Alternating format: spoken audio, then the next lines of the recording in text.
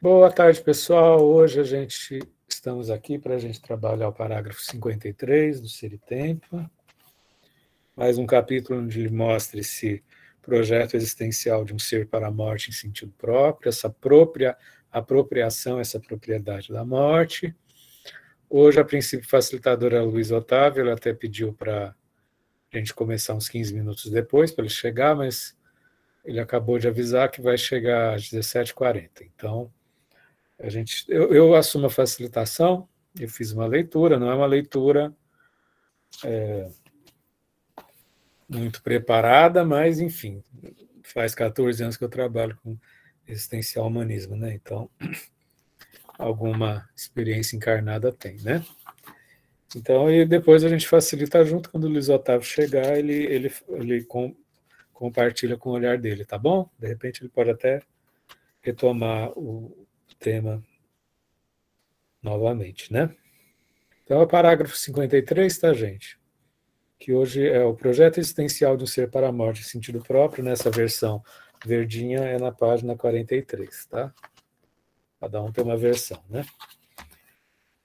Vamos ver, vamos elaborar aqui, evocando a questão levantada pelo texto. Deixa eu abrir meu arquivo, que eu tenho meu fichário, e isso também facilita. Só um momentinho. Estou abrindo meu fichário, as palavras-chave. Eu já li esse livro, mas eu adoro compartilhar a experiência. Né? Eu tenho um arquivo só de Heidegger. Ser e Tempo 2. Tá, aqui já estava aberto, já tinha aberto. Boa tarde, Oswaldo, tudo bem?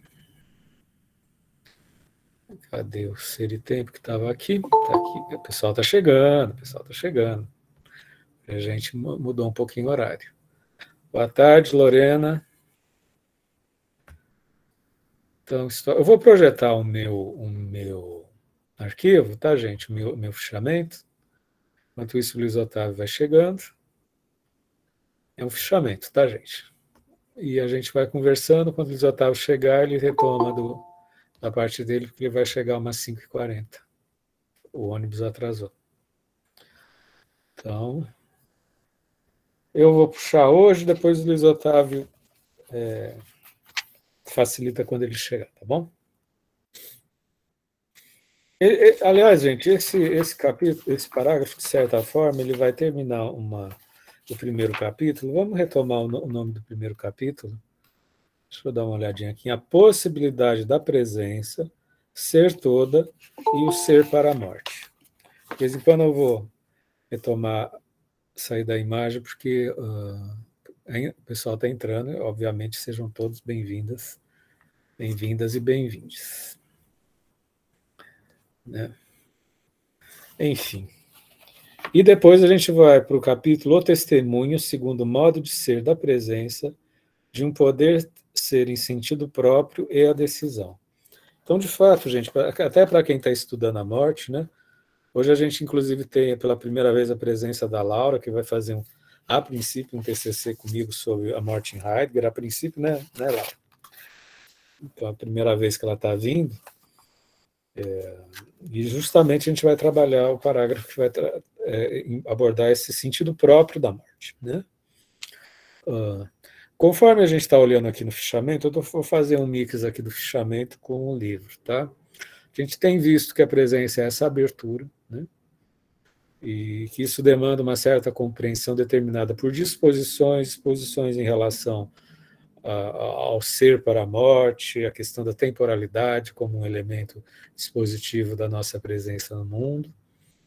E como a gente tem visto desde o encontro passado, no qual a morte às vezes poderia ser considerado como um dado empírico, entre outros, a morte pode ser, no sentido impróprio, a gente pode achar a morte como se fosse esse controle remoto, ou como se fosse um copo, é um ente entre outros, é como a gente tem uma tendência de se defender da morte na maneira imprópria, como se fosse uma coisa, né? Isso, de alguma forma, obstrui, né, a compreensão da morte como essa experiência intrincada na relação com a vida, né? E de alguma forma, nesse capítulo, de alguma forma, o Heidegger vai elevar a morte na sua dimensão própria. Como é que isso a gente pode estabelecer nesse projeto, tanto quanto, ao mesmo tempo, constitutivo? É constitutivo, pois é estrutural do ser, a morte, né, o ser para a morte, né? Mas contraditório, porque representa o fim da presença, né? É constitutivo da presença, e ao mesmo tempo é o fim da presença, né? Então, essa ambiguidade que faz com que muitas vezes a gente se defenda da morte, dessa angústia, né? Considerando uma coisa entre outras, e esse projeto, de alguma forma, esse parágrafo vai nos sensibilizar à maneira de se apropriar da morte, né? Tem um limiar aí numa página mais na frente que ele vai dizer, né? Porque como lidar com essa questão, no sentido próprio da morte, considerando que se a gente realizar o horizonte da morte, realmente é o fim da presença. Então, incorporar na dimensão ontológica, como caráter ontológico da estrutura, de um ser para, né? Que tem, de certa forma, a gente tem que empenhar-se da sua ocupação, existe esse tipo de propositura, porém, dentro dessa ambiguidade na qual, se a gente se apropria plenamente, a presença acaba, né? Já que a morte acaba na seu caráter definitivo, é o fim da presença, né? Por isso aí é quem está escrita a Magnífica do Heidegger, no fim da página 43, ao delimitar o ser para a morte impróprio, como algo proibitivo, né? A gente pode também associar a morte, dependendo do contexto, como um tabu, como não dito, né? Tem algumas doenças mais mortais que as pessoas têm pudor até de dizer o nome da doença com o intuito de evitar, como se ela evocasse a morte, né? É um tabu que está dentro, né, tanto nesse processo do adoecimento ou da acidentalidade da vida, como na sua consumação, né? Por isso é que, num sentido próprio, que ele fala no fim da 43, num sentido próprio, a morte não pode ser. Não pode ser porque, no momento que ela se realiza, na sua maneira definitiva, a presença finda, né? Por sua vez, na medida em que a presença é essa abertura nesse lançamento do mundo, nessa experiência existencial de revelar-se a cada instante, de existir, né? De lançar-se para fora, né? Essa experiência de existir só acontece porque existe no horizonte dela e como elemento entranhado na questão da presença a morte, né? Como elemento constitutivo e que, enquanto elemento constitutivo, a morte vai, de alguma forma, determinar a presença, né? Com isso, ele consegue, de alguma forma, colocar um vetor vetor de propriedade, né? Vetor de propriedade e não de impropriedade, tá? Mais defensivo, sair de uma dimensão defensiva para uma dimensão mais própria mesmo, porque o tema é justamente da questão da propriedade, né? Na página 44, no alto da página, quem tem essa versão, né? Não pode escapar da possibilidade mais própria e remissível, né? Como a gente sabe que, como elemento constitutivo da vida, a morte um dia vai acontecer. Portanto, tem essa questão dessa propriedade, dessa inescapabilidade, né? É irremissível, né? Ou seja, um elemento constitutivo da presença, inevitável, né? Irremissível, inevitável. Por isso, tem o movimento impróprio, né? De encobrir e adulterar o seu sentido em favor da compreensão do impessoal, né? Como se não fosse da gente, né? A morte é como se fosse um elemento estrangeiro, é do outro, é o outro que morre, ou então a gente coisifica a morte como se ela fosse um elemento assim menor entre outros, né? Deixa eu só aqui Tem que deixar um recado aqui de alguém que acabou de me ligar. Enfim. E isso gera essa tensão entre o indivíduo que, de alguma forma, se apropria da morte, ou então que se defende, né? Que foge da sua reflexão, e com isso perde, inclusive, a possibilidade de potencializar a vida, na medida em que a reflexão da morte também é um elemento constitutivo do ser, né? A gente não pode passar a vida em brancas nuvens como se a morte não tivesse no nosso horizonte, né? A reflexão da morte pode, inclusive, potencializar a nossa relação com a vida, né? Por isso eu acho interessante quando ele fala essa questão do remoer, né? Existindo a morte no nosso horizonte, ela fica de alguma forma nesse elemento de ruminação, né? De ficar remoendo a gente, né? E tanto no movimento de uma constituição de uma fuga, quanto no movimento de um movimento afirmativo, né? E também, quanto possibilidade, existe um elemento na morte que é essa espera, né? Ela está no horizonte, ela vai chegar, né? E isso, de alguma forma, ela se situa como essa possibilidade no horizonte, né? E na sua radicalidade, na possibilidade da impossibilidade da existência, né? Essa dramaticidade, né? Talvez, não sei se seria o único, isso eu até coloco aqui para o grupo, mas talvez seja um dos elementos mais... sem dúvida, a morte é um elemento radical, mas quando o Heidegger faz essa frase, possibilidade da impossibilidade da existência, reveste, né, essa dramaticidade dessa maneira magnífica e poética com a qual ele desenvolve a filosofia dele, né? No limiar onde as coisas não podem ser mais realizadas, né? E, portanto, enquanto espera, também é um antecipar. Tem vários elementos que geram essa tensão, né? E, ao mesmo tempo, essa tensão sem a qual a vida não existiria, né? Uma tensão que também pode nos mobilizar para a criatividade, uma elaboração das nossas angústias, tá? Enfim.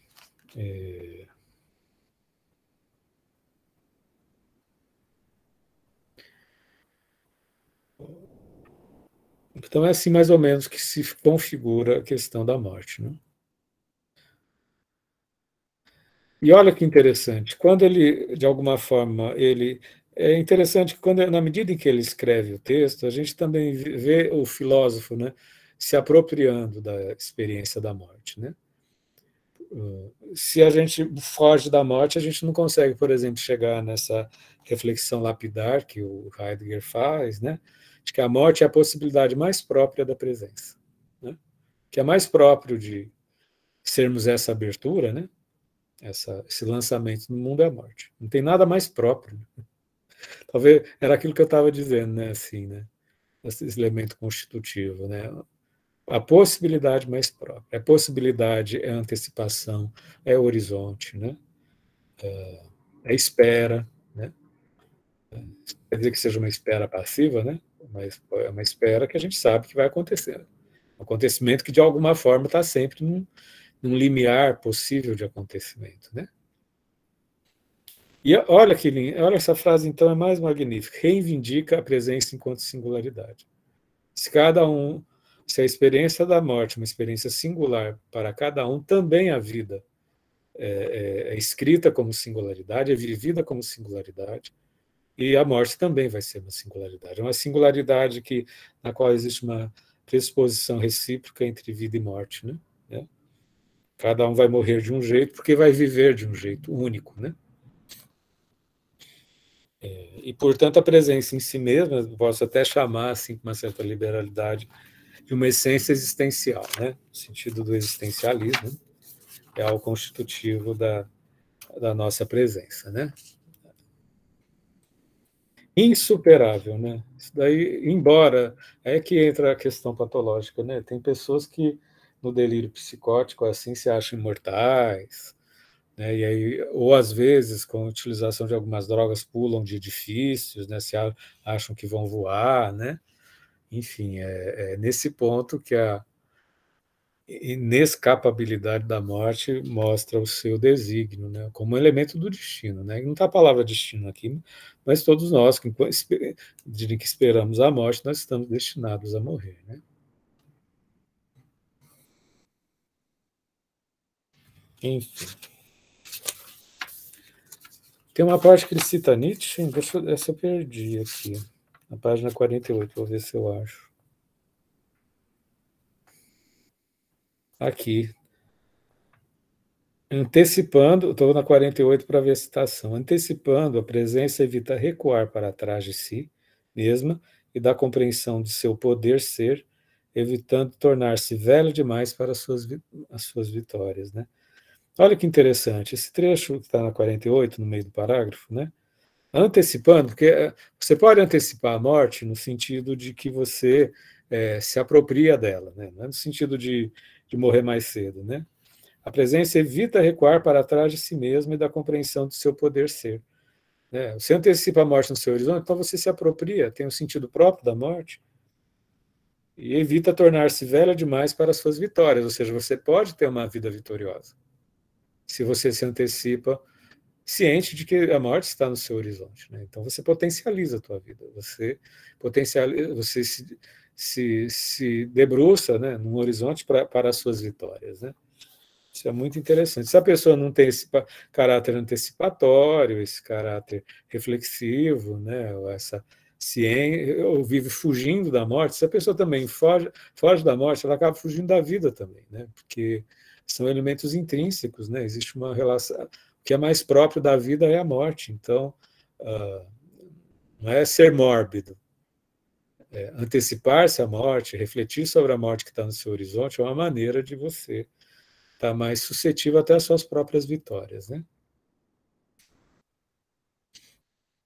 Se, olha que fantástico isso. Voltando para 45, tá? Essa questão da possibilidade, né? Da mesma forma, antecipar a possibilidade da morte representa você se munir de entender que a vida também tem múltiplas possibilidades, tem múltiplas combinações, né? Que a morte não tá te pegando como um acidente, né? Não está sendo uma fatalidade, não. Um dia eu vou morrer, mas eu posso me articular, né? Diante das múltiplas possibilidades de vida, né? Por isso o sentido é um efeito potencializador, né? E olha que forte aqui ali no fichamento que eu estou projetando, né? Repete mais uma vez a existência factual mais própria, existir como todo poder ser, né? Para apropriar-se do poder ser, a gente tem que pensar quando a gente deixa de ser, né? E a presença que eu mesmo sou só pode ser propriamente na antecipação, né? Se a pessoa não antecipa, é que nem um animal, que o animal ele não tem consciência da própria morte, não tem consciência da morte como um elemento reconhecido conscientemente por meio da linguagem, né? Enfim, né? Algo assim que ele acontece alguma coisa com o amiguinho dele, o animalzinho que morreu do lado, mas essa percepção consciente da morte, que só é possível através da linguagem, né? Para além de uma dimensão de afeto fenomênico, só o ser humano que tem, né? Tem um trecho aqui no alto da 46 que é o seguinte: alguém está entrando, quem sabe é o Edemir. Bom, aqui no alto ele diz: como possibilidade, a proximidade mais próxima do ser para a morte se acha face ao real, tão distante quanto possível, né? Enquanto horizonte, está que a morte está no horizonte, mas existe assim um tipo de percepção real da distância, né?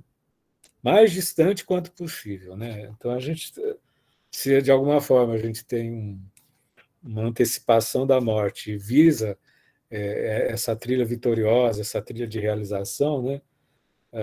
A gente acaba desenvolvendo perceptualmente de que a morte, embora no horizonte, está tão distante quanto possível, né? né? Já que, como já foi dito, é a possibilidade da impossibilidade da existência, né?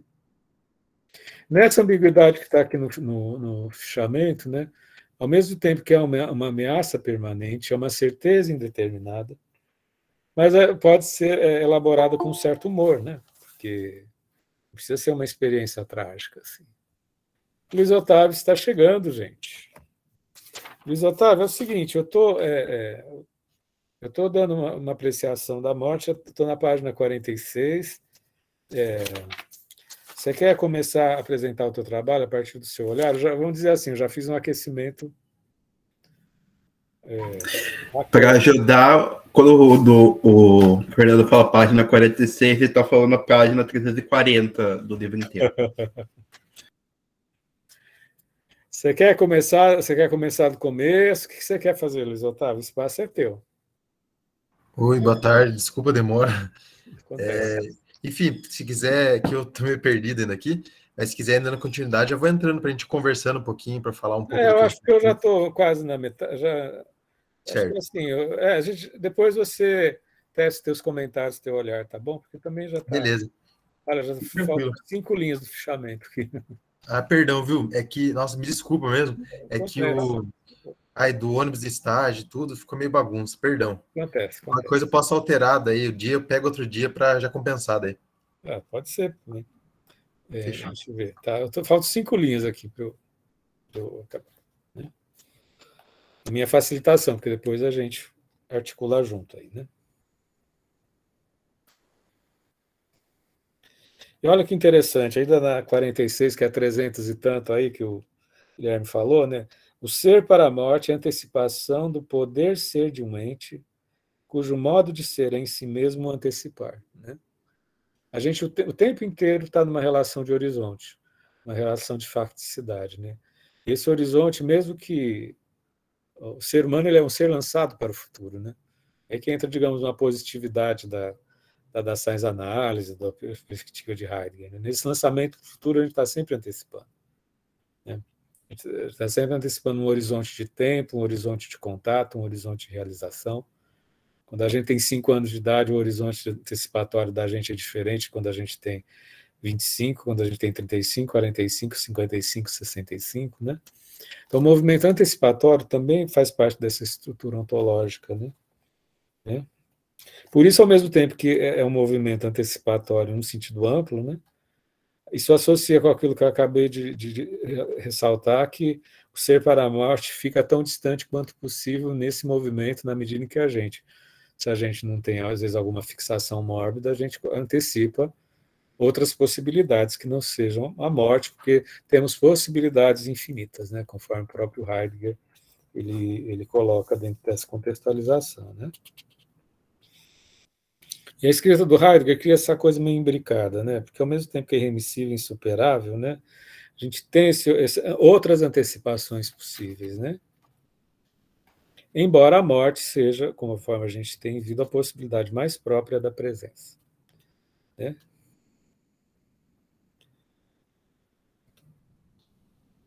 Numa relação na qual o que está em jogo é o próprio ser da presença. É claro que, conforme o parágrafo coloca, a morte tem um caráter irremissível e definitivo. Né?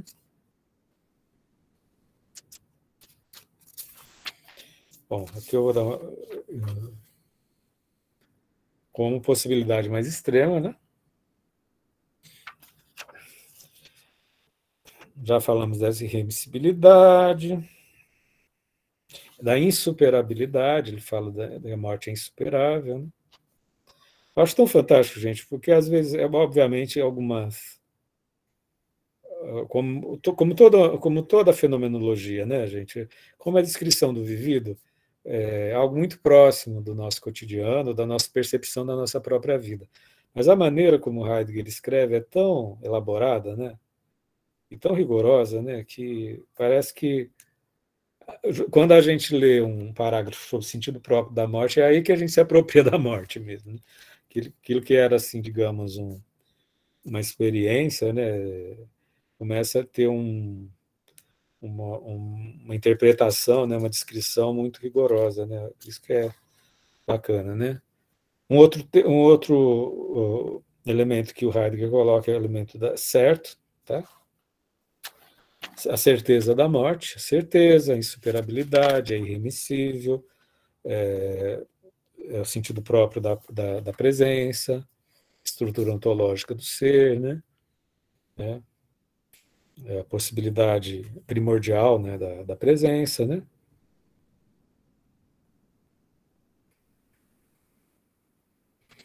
A morte como dimensão originária, né? São esse é o sentido da filosofia, né? De alguma forma descrever o vivido, e que isso nos torna mais com condições de nos apropriarmos da morte a partir do discurso, da hermenêutica fenomenológica, né? E ao mesmo tempo que tem um elemento antecipatório da morte, é que entra o poder ser, né? Poder ser enquanto possibilidades, né? Sabendo que a morte está no horizonte, isso ao mesmo tempo ativa o nosso poder ser. Podemos ser muitas coisas, termos muitas possibilidades, se encararmos a morte no seu sentido próprio e não como fuga, né? Por isso a questão da disposição, né? E aí que entra a questão do humor, né? Você pode ter uma relação trágica com a existência, né? Ou então reconhecer o humor lança a presença para o estar lançado do fato de ser presente. Reconhecendo que estamos lançados do fato de ser presente, a gente pode ter um humor, né? Que é uma disposição para a vida, né? Aí ele não está falando que o humor é no sentido, só até aprimorando melhor. O humor não quer dizer que tem um sentido alegre, né? Até pode ser o contrário, né? Estar lançado do fato de ser presente pode ser algo assim extremamente angustiante, né? Mas o humor é essa disposição, é a compreensão de que estamos dispostos, lançados no mundo, nessa disposição para elaborarmos o fato de estarmos lançados no mundo. Né?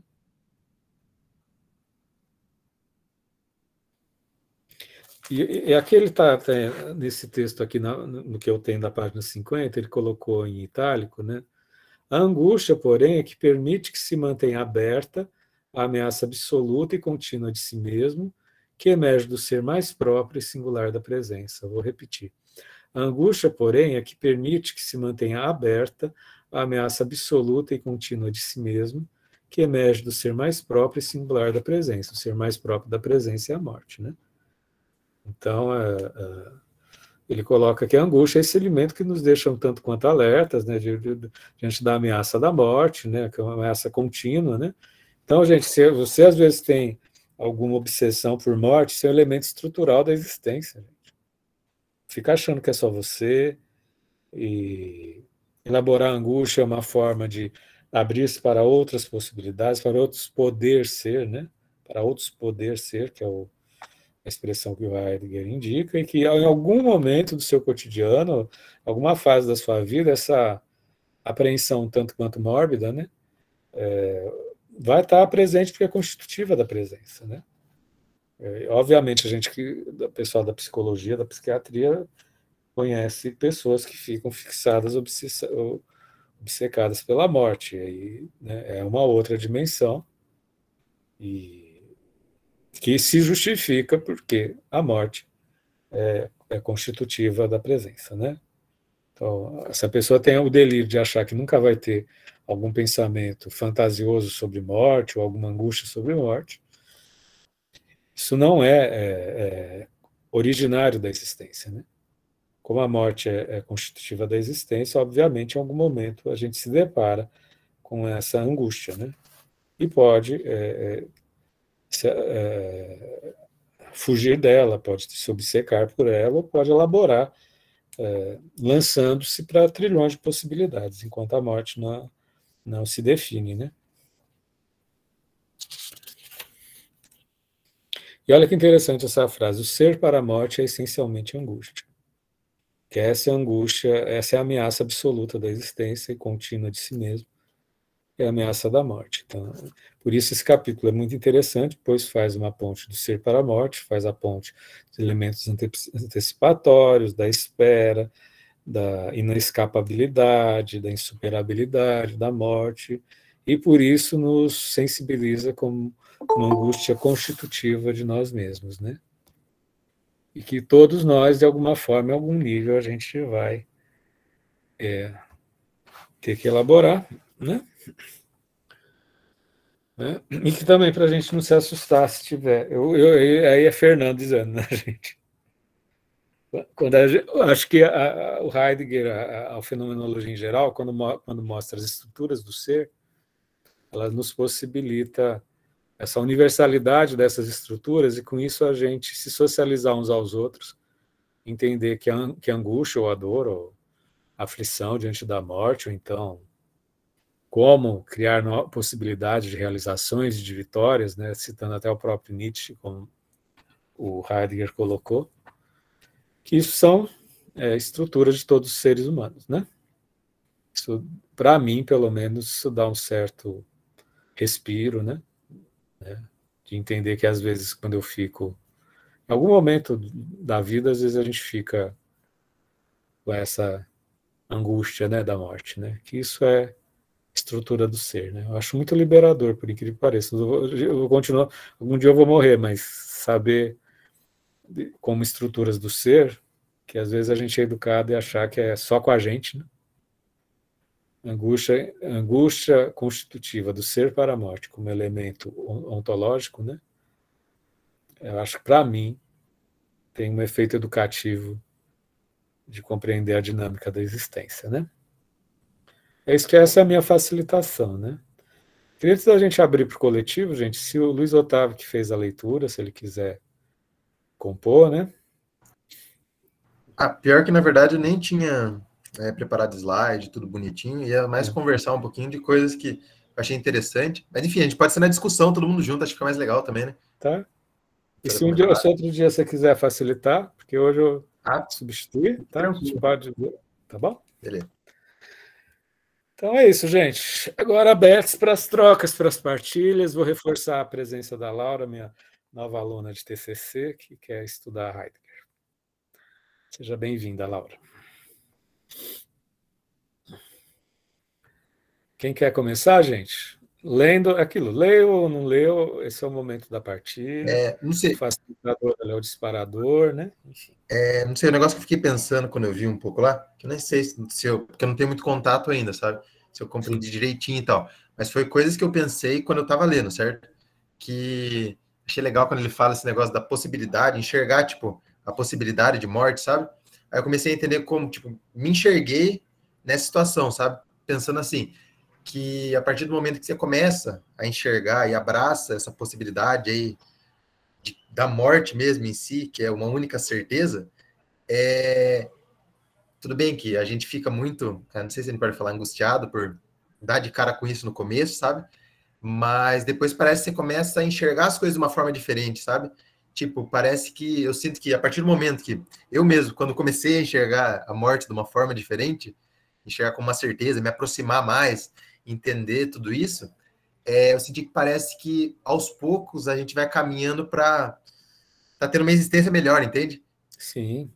Eu acho muito legal isso, porque parece que você abre uma porta e começa a enxergar as coisas com outros olhos, entende? Você começa, sei lá, a dar muito mais valor para algumas coisas de fato, entende? Pensando mais no que você está sentindo, em como as coisas vão mudando, em você mesmo, entende? Não sei, Oi? Sim, perdão, minha ansiedade. Mas pode falar, se quiser falar. Não, dá mais valor à vida, né? Sim, é muito doido, porque eu lembro que antigamente, na pandemia mesmo, quando eu comecei a me aproximar dessa ideia, sabe? Eu lembro ainda que, tipo, tinha um cachorro que morreu e tal. Aí eu lembro que o passo que eu desci, que é meio maluco falar isso, mas enfim, que eu tomei a decisão de fazer eutanásia nele, sabe? Não eu fazer, eu mesmo, sabe? Mas é que ele tava, enfim, com câncer de baço, tava, enfim, era o melhor no momento, entende? Por causa do sofrimento que ele tava tendo. Mas eu lembro que, tipo, esse foi o primeiro contato que eu tive realmente com morte, de, tipo, tá acompanhando tudo isso e colocando mais na cabeça, entende? E sei lá, parece que comecei a dar valor para a vida de uma forma diferente. Mas não vou mentir que não é só aspectos positivos também, entende? Mas é isso, mais ou menos. Não sei como é que é a experiência de vocês, como que vocês pensam sobre isso, se tiveram alguma experiência. Sim. Mais alguém quer compor, gente? Só assim, compondo com a fala do Luiz, nessa ambiguidade, né? Que o Heidegger ele desliza na ambiguidade entre a vida e a morte, né? Então acho que isso a gente acaba, conforme o Luiz falando, se apropriando, né? Esse é o sentido próprio. O magnífico do Heidegger, quando ele fala sentido próprio da morte, a maneira como ele escreve, a gente se apropria, né? Por isso dá uma outra dimensão, né? Conforme o Luiz falou. Mais alguém quer comentar, pessoal? Parou um pouco o barulho aqui em casa, eu acho que eu consigo falar. Eu não estava falando que está com barulho de obra aqui, mas o meu interesse até de estudar a morte é muito disso que o Luiz comentou, assim. Porque a morte ela é tão um tabu para a gente, principalmente doenças, como você citou, né, Fernando? Tipo, o câncer é uma doença que, nossa, o câncer parece que é um diagnóstico, é uma morte já, né? Você falar que está com câncer. E meu namorado, ele trabalha com câncer, então eu tenho contato com isso quase que diariamente. E você vê muito mais resultados bons do que ruins, assim. E você aprende. Eu passei por muitos processos de morte nos últimos anos, de pessoas muito importantes para mim. E aí hoje em dia eu lido de uma maneira muito boa, assim, porque você vai naturalizando. Tipo, você entende que a morte faz parte de um processo da vida, não tem muito para onde ir, né? E que você aprende a fazer as coisas porque você pode morrer. Eu tive pessoas que passaram por um processo de doença e pessoas que morreram do nada, de acidente, infarto, enfim. E aí isso faz não só de valorizar momentos, mas também de viver a vida que se quer viver e não ficar adiando coisas, adiando momentos, conversas, várias coisas assim. Aí eu acho que é uma realidade que só quando a gente encara a morte de frente, assim, de não colocar ela tanto nesse lugar de tabu mais, de não falar sobre, não ter esse pavor que as pessoas têm da morte, que a gente consegue lidar de fato melhor com ela. Sim. Isso é o sentido próprio da morte. Você conseguiu, a partir da tua vivência, né, Laura, mostrar que a vida como possibilidade a partir da apropriação da morte, né? Fantástico. Guilherme? Agora eu já não sei, quem levantou a mão primeiro? Foi eu ou foi o Luiz? Você. Pode falar, pode falar. Foi você. Foi eu, então. Né, eu ouvi nessa fala da Laura, né? Eu só acho que... Poxa, muito interessante pensar, né, a fenomenologia como uma doutrina da correspondência, né? Se nós temos a morte como tabu, nós temos a vida como doutrina, né? Nós vivendo num tempo, né, em que se deve viver acima de toda e qualquer coisa, né? Especificamente acima da qualidade de vida, né? Quantas pessoas, né, em sofrimento terminal são forçadas a continuarem medicamentos que vão prolongar a sua vida, né? Continuar vivendo em sofrimento, né? Porque o importante é não morrer, né? Porque não morrer significa uma falha essencial da medicina, né? Eu acho que isso é a grande sacada do Heidegger, né? Porque o Heidegger é um filósofo do século passado. Mas, ao mesmo tempo, sendo do século passado, ele já viveu as primeiras grandes duas revoluções da saúde, né? As vacinas, né? E não sei se agora sei como, enfim. Mas, né? Então, me parece que o Heidegger realmente percebeu que a possibilidade, né, de se encontrar, né, o sentido da vida não está na vida, mas na morte. Porque a morte é o último fator da existência, né? E o interessante é exatamente isso, né? Por mais que ela seja o último fator da existência, ela pode se dar a todo e qualquer momento. Né? A morte está sempre à espreita, né? A possibilidade mais próxima e por isso é menos visível, né? Eu acho que isso se torna muito interessante de se pensar, né? Especialmente no caso de suicídio. Né? Tem um livro muito bom, né? Do Diogo, não lembro o nome, né? Viver não é preciso, né? Discurso do suicídio no século XXI. No qual eles põem realmente isso, né? Nós temos uma epidemia de suicídios porque nós vivemos num mundo em que viver é doutrina. É viver sem qualidade, né? Aí, como continuar a vida num mundo que é no mínimo, hostil às pessoas, né? Eu acho que isso é interessante de se pensar.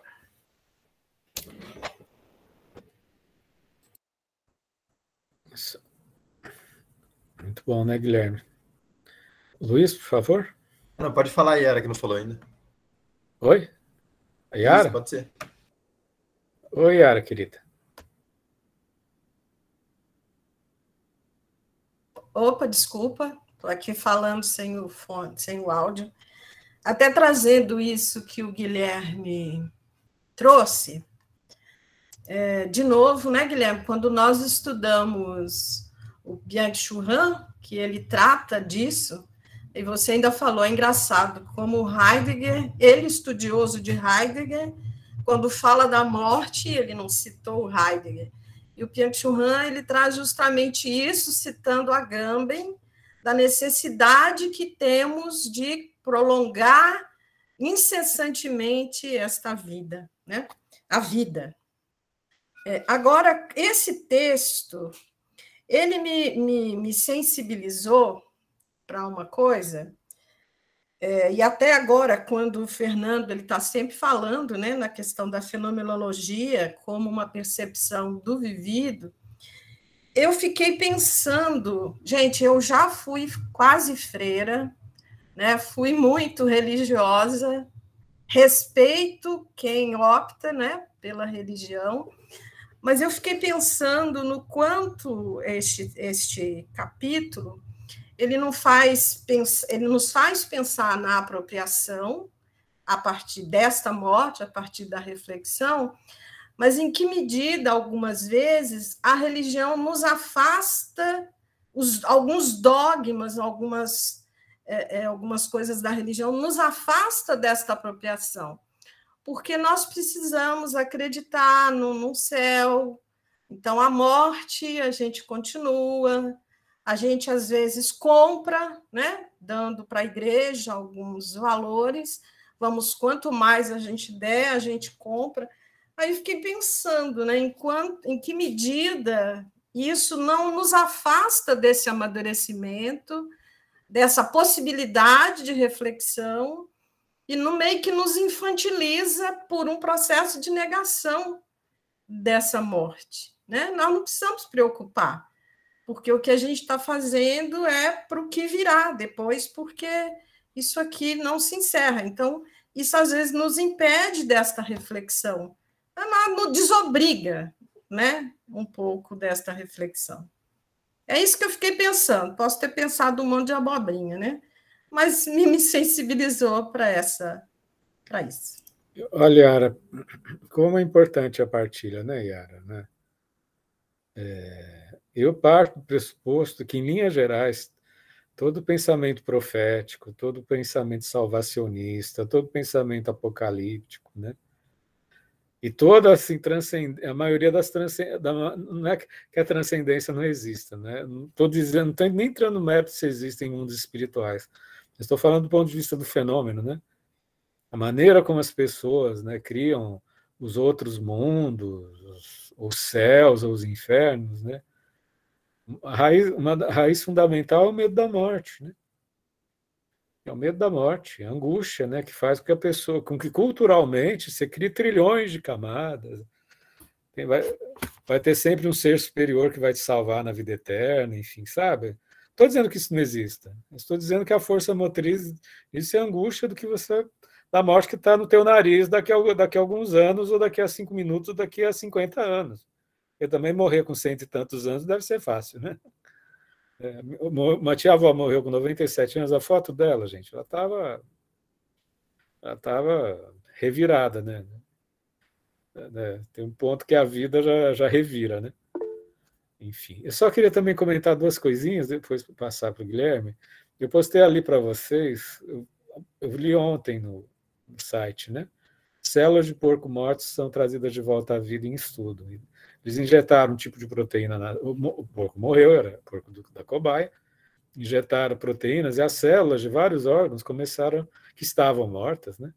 Começaram a reavivar, não de todos, né? Dentre eles, as células do cérebro não voltaram a ser ativadas. mas várias células começaram a se ativar. Perceba que a angústia da morte é um horizonte fundamental da ciência, né? Tem bilhões de dólares investindo na ampliação da vida, né? E só compondo um outro tema, como a gente fala de possibilidades, né? A questão do metaverso, né, gente? Eu estava vendo que assim, você pode criar um mundo seu no metaverso, o algoritmo vai só te mostrar as coisas que você quer viver no metaverso. E como é que fica, né? A tua angústia vai ficar, de alguma forma, redimensionada num universo onde só acontecem coisas boas, né? De você é um deus daquele universo. E depois você vai voltar para o cotidiano assim, da tua vida, e a realidade do metaverso continua, mesmo que você esteja do lado de fora.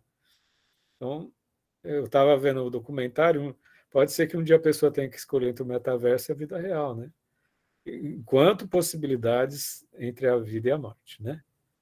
Então, tem várias... A questão dessa questão estrutural ontológica tem várias formas de instrumentalidade e compreensão, né? Guilherme? Eu acho que eu vou pegar um pouco da fala da Yara, né? Eu só comentar, né, que Heidegger era um leitor ávido de Nietzsche e não tinha coisa que Nietzsche mais odiava do que cristão. Temos o célebre, o anticristo, né?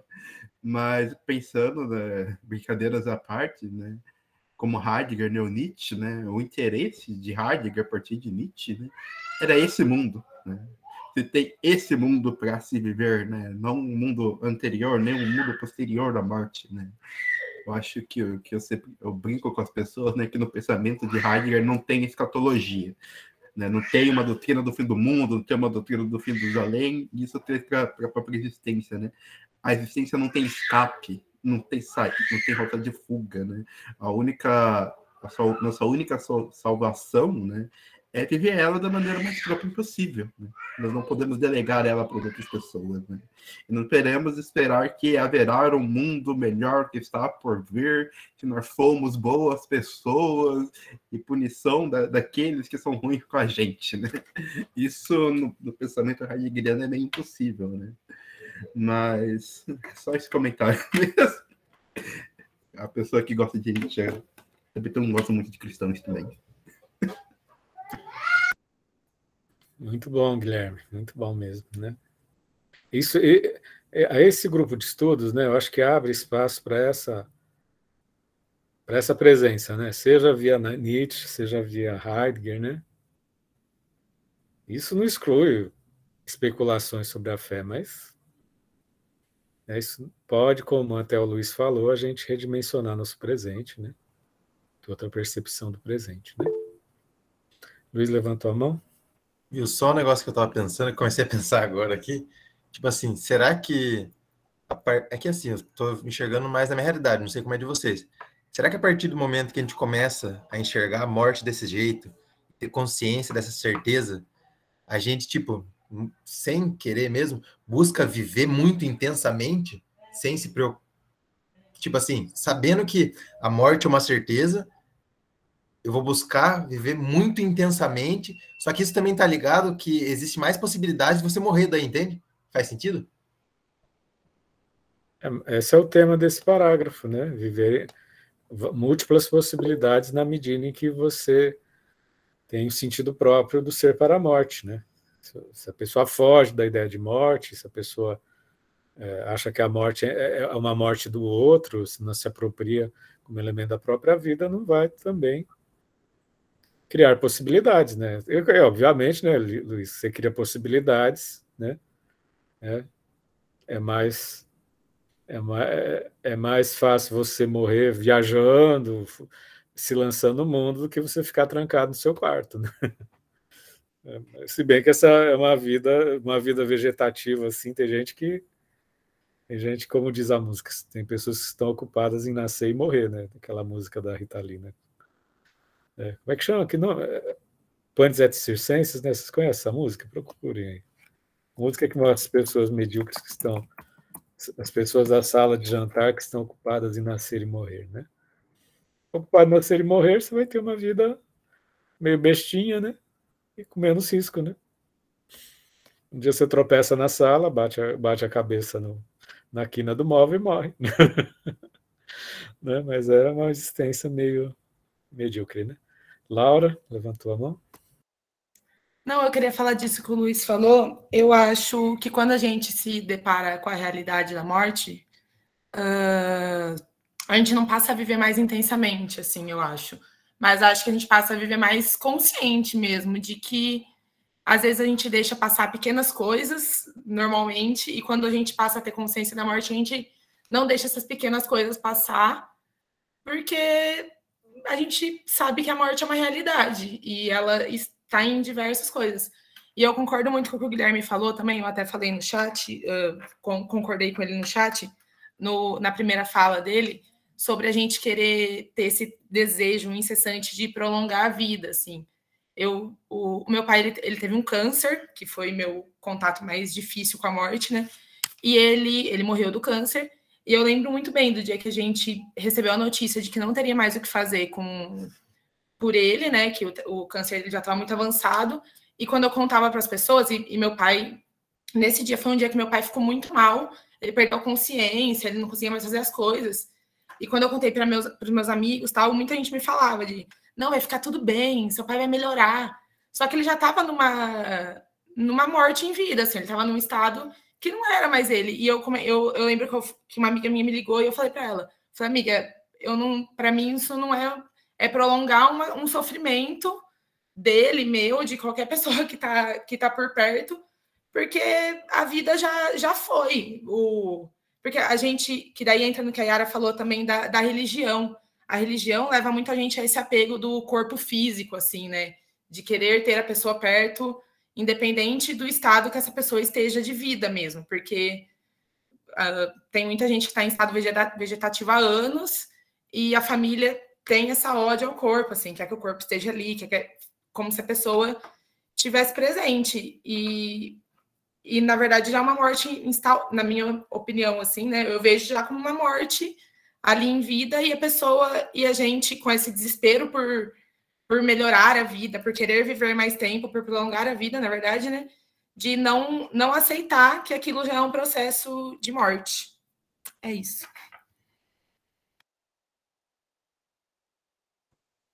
Isso aí, Laura. Tem umas falas muito, muito tocantes também, junto com a fala da Laura, que faz esse depoimento muito tocante, né? Como a experiência vivida nos mobiliza no grupo, né, Laura? Obrigado pelo teu lançamento, né?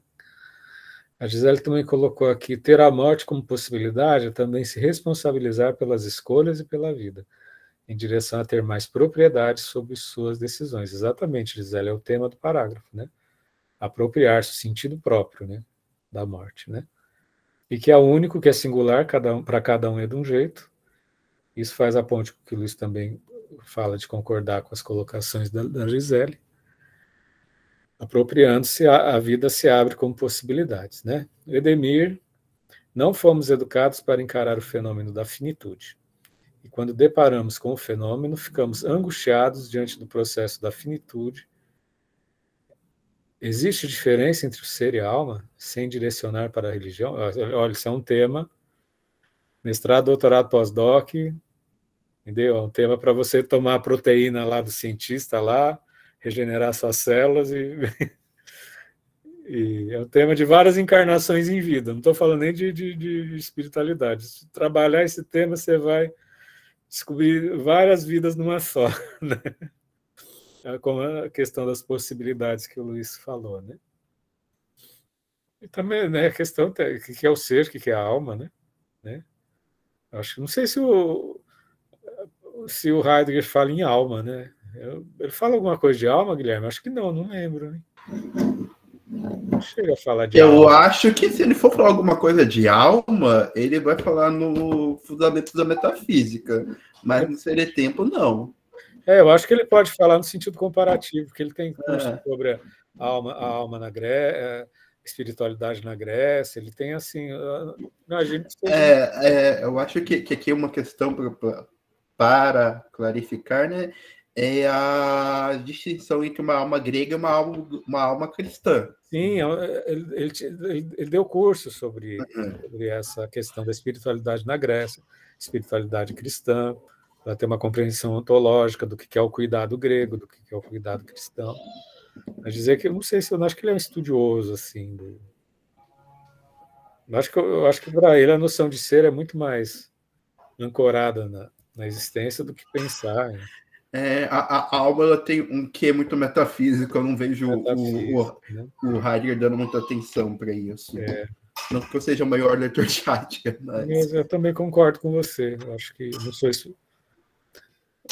especialista em Heidegger, né? Mas que eu li dele, algumas coisas que eu li. O tema dele é o ser numa dimensão fenomênica mesmo. Né? Mas isso não nos exclui a possibilidade da gente especular o que é a alma, né? Você dá uma genealogia, né? A questão é perguntar, né? Para o ser é necessário ter alma? Ou se a alma é um dispositivo de poder, né? Cristão, né? Por exemplo, né? E outras fés, né? Para mascarar a angústia da existência, né? Agora vamos entrar na conversa, né? Porque o que é a alma se não a separação do corpo e a mente, né? A alma é o que resta quando o corpo para de funcionar, né? Se nós temos uma fenomenologia que tem um corpo encarnado, né, que é o nexo da existência, a necessidade de uma alma, né, que vai sobreviver, ele vai deixar desse corpo e vai para um mundo posterior ao que vem de outra reencarnação, não faz muito sentido fenomenológico para mim, sim. Né? Mas se a gente pensar na alma como espírito, na ideia das ciências dos espíritos, né, que é a reanimação, é o que o Fernando falou. É mestrado, doutorado, pós-doc. Você se diverte com o tema. E é isso, né? A fenomenologia acaba, assim, por tabela, né? Talvez, né? Desmistificando tanta coisa, né? Não que não possa existir, gente, não é que eu não acho que é a questão de ficar descrente ou de virar ateu, não acho que seja assim, não é tão fácil. Assim, pode ser que tenha transcendência, eu tenho uma formação espírita de 4 gerações, pode ser que tudo aquilo que eram essas imaginações criativas familiares, né, realmente seja uma conexão com outras dimensões, aí, né? Tem um pessoal contemporaneamente falando de física, de termos quânticos com uma leviandade do tamanho de um bonde para explicar outras dimensões, né? Mas o ponto é como a gente se apropria da existência, né? Entendeu? Porque essa existência vai acabar, gente. Mesmo que tenha, eu não estou afirmando nem desafirmando, né? Se dizer que tem outra vida, essa existência vai acabar. Entendeu? Então, a fenomenologia é um exercício de presença. Como a Gisele colocou, a existência precede a essência. Isso redimensiona a percepção do sujeito e os valores, né? Entendeu? Essa sofreguidão pela transcendência, né? É incrível como não é se a alma existe ou não, mas é como a concepção de alma submete certos homens a outros homens, né? No sentido de uma purificação do pecado, no sentido da vergonha diante dos próprios sentidos, né? De negar a própria existência, né? Não estou falando que a alma não existe, estou falando que o enunciado da alma pode ser a negação da existência.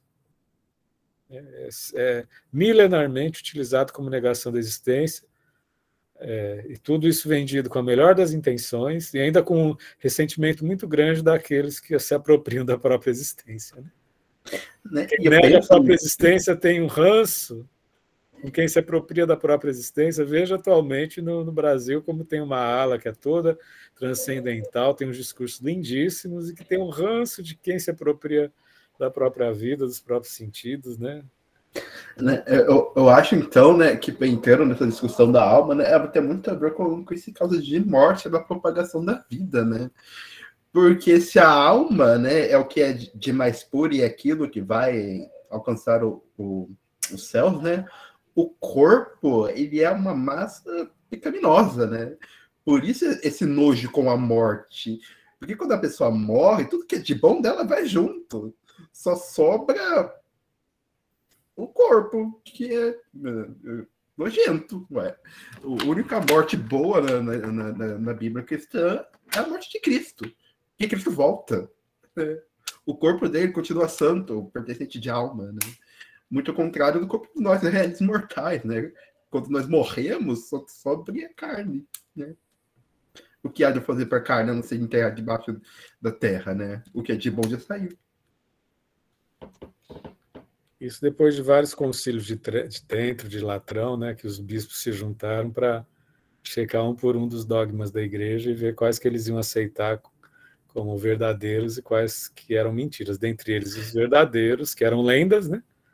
Eram lendas. E aí, a Maria Virgem, Cristo que ressuscitou no terceiro dia, eram lendas. Essas lendas foram homologadas. Se Agostinho não existisse. Chanceladas. Se Agostinho não existisse, né, Fernando? Pois é, né? O mundo ia ser tão mais risonho. Tudo isso foram produções, né? Jogos de verdade, produções do saber teológico cristão, né? E que eram consideradas lendas. Por isso, quando os primeiros cristãos foram para a Grécia e disseram que tinha um Cristo que ressuscitou no terceiro dia, os gregos riram, né? Aí cada um, só estou relatando elementos históricos. Sei que tem muita gente aqui que é religiosa. Não estou emitindo valor, só estou relatando. Qualquer pessoa que estuda um pouquinho assim de teologia, não é o meu caso, tá, gente? Isso daí eu sei porque eu estudei do Foucault, enfim, indiretamente, né? Ou para falar de sexualidade, ele mostrava os concílios cristãos, né? Mas mostrar como relação entre ser e alma é multifacetada, né? Isso que nos interessa. Tem maior controle, né, Otávio? Pessoal, temos mais alguma questão? Senão a gente vai para a questão prática da gente tentar preencher o nosso quadro, que já está bem avançado, que isso dá uma tranquilidade para a gente, para todos nós, né? Muito angustiante por falar quando o quadro ainda não se fecha. Mas Kierkegaard era elevado. Kierkegaard é elevado. O Kierkegaard ele pode. Kierkegaard pode. Ele tinha uma apropriação muito própria da religião católica. Assim. Católica não, né? Você me lembra, ele era protestante. Não. Não, ele era católico. Ele era católico, né? Mas a Dinamarca era protestante. Mas assim, o Kierkegaard ele retoma muito da ideia propriamente do Cristo, não da religião, que é algo muito... Porque ser cristão é uma ação, não algo que você remete a uma instituição cristã, né? Aí é toda uma reformulação, né? Tanto que a angústia vem de Kierkegaard, né? A gente trabalha com isso até hoje. A angústia vem de Kierkegaard. Esse cara que começou com a problemática toda que a gente está reunido falando. Leia o conceito de angústia do Kierkegaard. Né? É que, de fato, depois de um ponto, ele brigou com todo mundo, né? Porque ele fez um existencialismo cristão, tudo bem, mas assim, né? Ele acabou sendo um esquisitão também, né? Embora o existencialismo que se baseia no cristianismo. Ele diz que o Adão e Eva existiu, o pecado original existiu, que a psicologia é uma ciência menor, porque considera o Adão e Eva uma fábula, entendeu? Ele diz que tudo isso que o Velho Testamento existiu, né? Entendeu? Que a angústia original do homem vem de fato do pecado original. Então, Gente, a gente lê Kierkegaard, dá vontade de largar tudo e ir para um convento, gente.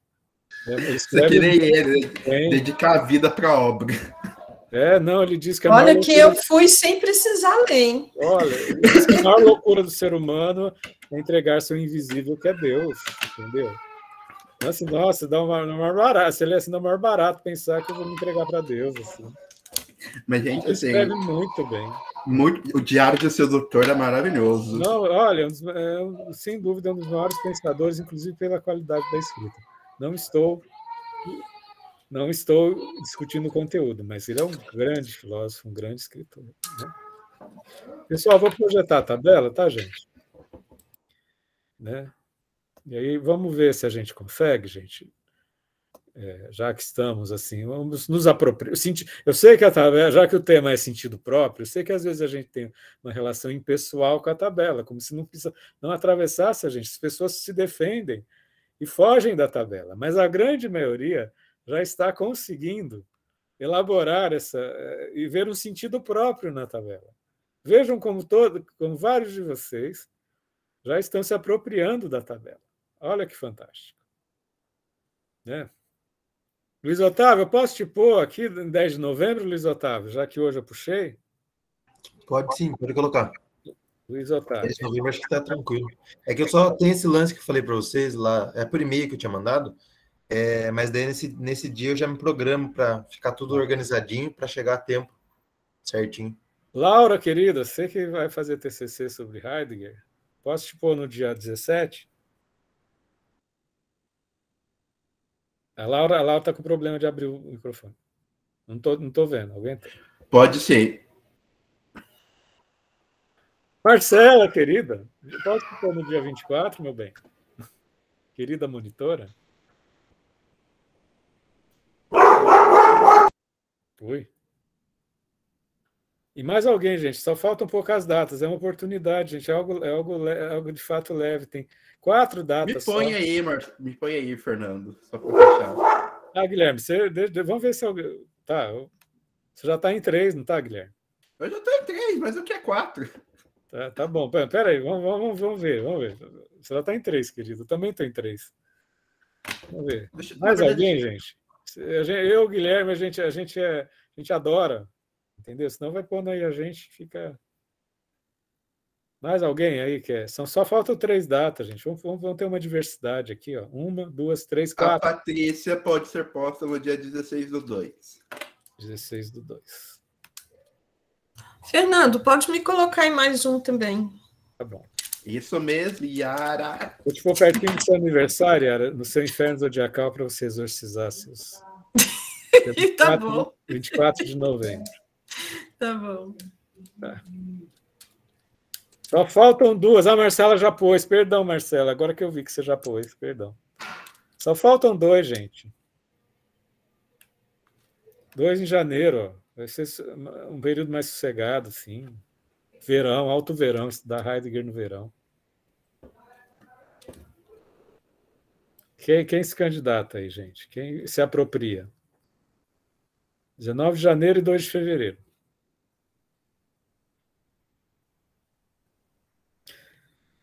Alguém se manifestou?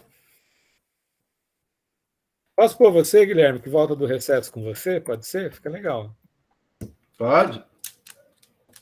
Volta do recesso com você e eu fecho no dia 26. Só falta 1, gente. Por favor, gente. São 8 páginas. 4 folhas. Só 1. Ninguém? Pode colocar a Laura de novo. Laura, beleza. Muito bom, pessoal. Fechamos. Olha que fantástico. Parabéns para nós. Parabéns para nós. Semana que vem a Mila está aí. A Mila não veio hoje, né? Semana que vem a Mila, tá? 11 de agosto. Marcela, por gentileza, você pode confirmar com a Mila, por favor, Marcela? Tá? Enfim. E com isso a gente fechou mais esse desenho.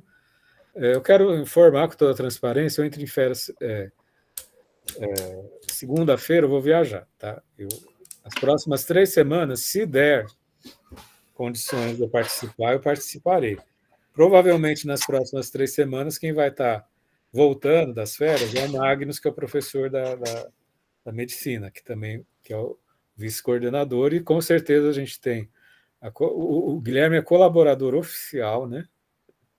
E a Marcela é a monitora oficial, enfim. Eles vão estar responsáveis por abrir uma outra sala, tá? Que essa sala sou eu que abro, tá? Vou fazer um esforço para estar presente, mas não posso garantir porque eu vou estar de férias. Enfim. Mas no dia... na quarta semana eu volto, que é o dia que é mesmo? Por isso que é encontro, né? Eu volto no dia 1, tá? Encontro coletivo, tá? Tenho certeza que vocês vão aproveitar hiper bem. Já teve essa situação de eu me ausentar e uma experiência única, né, Guilherme? Né, Marcelo? Eu fiz uma sauna. A gente chama de sauna epistêmica, entendeu? Foi um barato, tá? É por isso que a gente é um grupo, tá? Porque a gente vai circulando, né? Então é isso, gente. Queria agradecer por a gente ter feito esse lançamento. Estamos no 5º ou 6º encontro já, enfim, uma coisa assim. Temos essa jornada até fevereiro, tá? E a gente se vê na primeira oportunidade. Não estou dizendo que eu não estarei presente, tá?